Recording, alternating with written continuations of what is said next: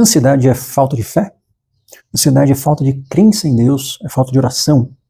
Mas quando você sente ansiedade, qual é a melhor estratégia? É orar? É um tratamento espiritual? Enfim, nesse vídeo eu vou responder, com base nas escrituras, o que é que a palavra sagrada diz a respeito da ansiedade, e com base nisso nós podemos ter algum guia, nós podemos aliviar e superar esses desafios que fazem parte de um sentimento humano normal, a ansiedade, que às vezes torna-se patológico. Então, basicamente, nesse vídeo eu vou responder se a ansiedade é ou não pecado. Olá, se você não me conhece, meu nome é Marco Antônio Abud, eu sou médico, psiquiatra clínico, assistencial, ou seja, eu atendo pessoas, essa é a minha especialidade. Eu sou fundador também de tratamentos digitais baseados em terapia cognitivo-comportamental para quadros de ansiedade, depressão, de insônia, que são tratamentos que têm a mesma eficácia de uma terapia presencial, eficácia também equivalente e superior a longo prazo a tratamentos com antidepressivos. Na maioria das vezes eu estou aqui atuando como um médico, né? E médico assistencial, médico que atende pessoas, né? Basicamente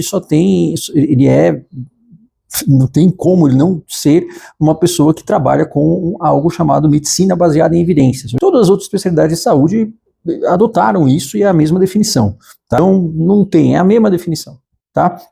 E só que eu não estou utilizando nenhuma desses papéis, eu não estou usando evidências, eu não estou usando a minha experiência clínica, eu estou aqui basicamente dando a minha opinião pessoal.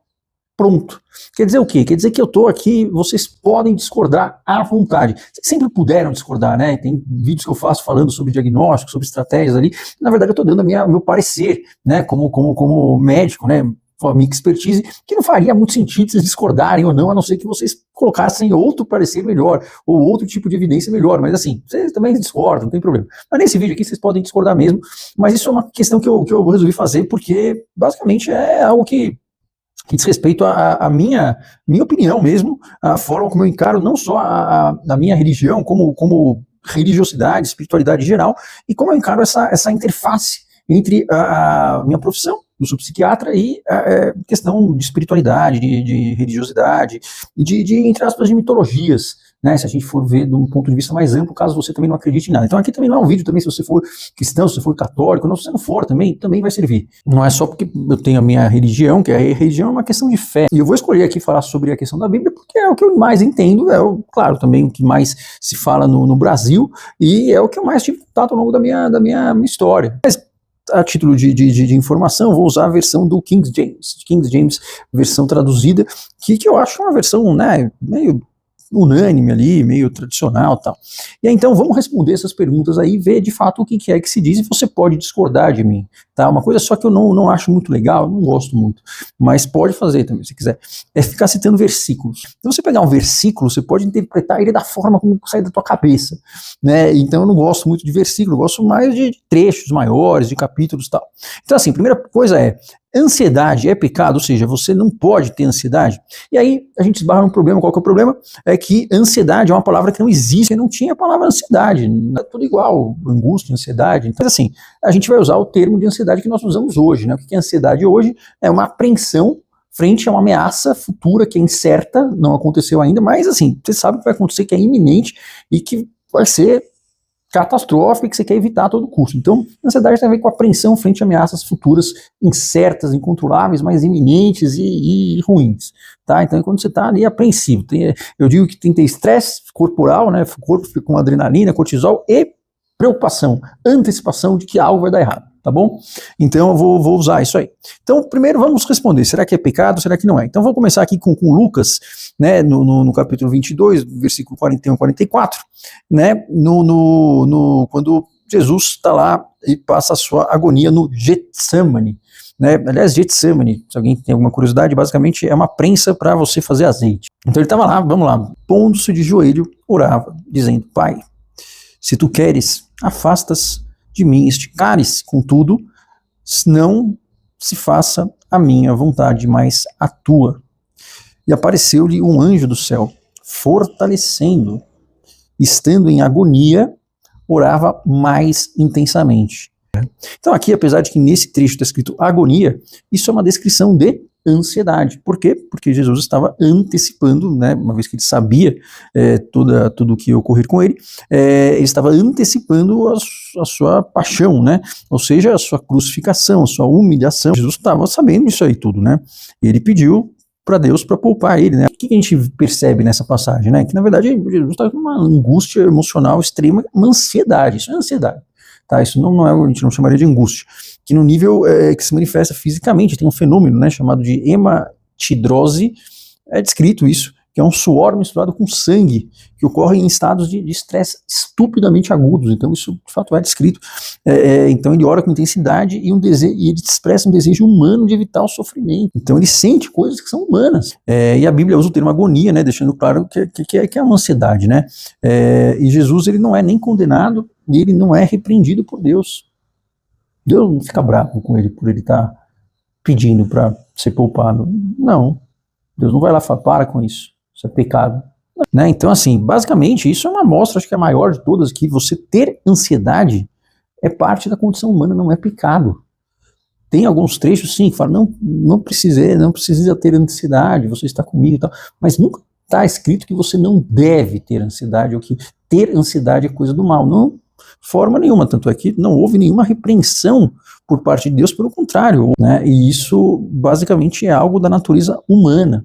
Isso é uma ansiedade totalmente normal, né? Bom, tem outra parte que eu peguei aqui de Moisés. Então, assim, né, que no Êxodo, né, no capítulo 3 e no capítulo 4, tem a passagem lá onde Deus fala com Moisés. Moisés, porém, disse a Deus: quem sou eu para ir ao faraó e tirar do Egito os filhos de Israel? Porque, na verdade, Moisés ele tinha assassinado, né, um soldado ali, egípcio. Então, disse Moisés ao Senhor: Senhor, eu não sou eloquente nem ontem, nem desde que falaste ao teu servo. Eu sou pesado de boca e língua. Ou seja, além de tudo, eu não sei falar muito bem. Então, ele falou também. Então, assim, basicamente, Moisés estava assim, olha, isso aqui não vai rolar. Porque eu saí de lá fugido. Você quer que eu vá falar com o faraó, você quer que eu vá falar com os hebreus, mas eu era egípcio. E como é que eu vou saber disso? E além disso, eu não sei falar direito. Eu não sou um cara eloquente. Putz, vai dar muito errado. Né? Então, basicamente, aqui a gente vê, Moisés estava com uma baita, tá morrendo de medo. Né? Ansiedade, né? Você pode colocar que ele tinha algum elemento de ansiedade social, não um transtorno, mas um elemento normal, porque e se ele falasse errado, né? Um medo de ser rejeitado e uma insegurança sobre a sua competência de fazer tudo aquilo que estava sendo pedido dele, né? Então ele fala das suas limitações físicas, das suas limitações de habilidade, limitações emocionais, e ele tenta evitar a todo custo essa missão, né? E pede que Deus envie outra pessoa, né? E ele fala assim, mas eu escolhi você. E aí ele dá, né? Ele oferece, ele envia Arão, né? Arão era enfim, um servo lá que falava melhor, né? Como parceiro garante aí a sua presença. Então, assim, ele não foi punido, pelo contrário, Deus basicamente sabia que ele estava pedindo uma coisa que era extremamente causadora de ansiedade. Mas Deus então mostra que a vulnerabilidade e esse sentimento ele não é algo que é punido por Deus, né? Deus em geral acolhe, ele ajuda e ele fala, olha, eu escolhi você, né? Em outras palavras, eu interpreto isso como aquela questão de que a gente não tem que ter confiança para começar, a gente ganha confiança no caminho, né? Mas assim, basicamente não há punição de forma nenhuma, e Moisés estava morrendo de medo. E era para ter medo mesmo. Porra.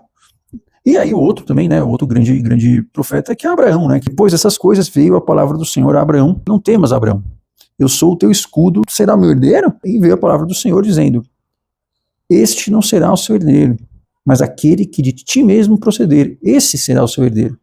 Então levou-o para fora e disse: olha agora os céus e conta as estrelas, se puderes contar. Assim será a sua descendência. E de fato, né, ele é o pai das 3 maiores religiões do mundo, né? E creu ele no Senhor, e isso lhe foi imputado como justiça. Então, assim, nesse caso, Abraão, né, porque Abraão está morrendo de medo, porque basicamente ele estava de boa, e Deus pediu para ele sair do lugar onde ele estava de boa, para ir para a terra prometida, e ele passou por muitos maus bocados, e ele estava com medo de que a promessa de Deus não se cumprisse, né?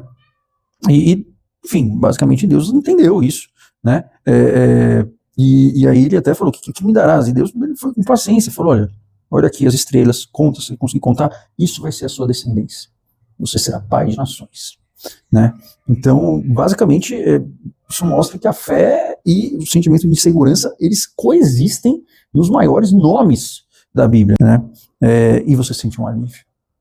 Ou seja, isso foi o que foi feito dos maiores nomes da Bíblia, né? Então, assim, o que a gente descobriu? Que não tem como ser pecado ter ansiedade.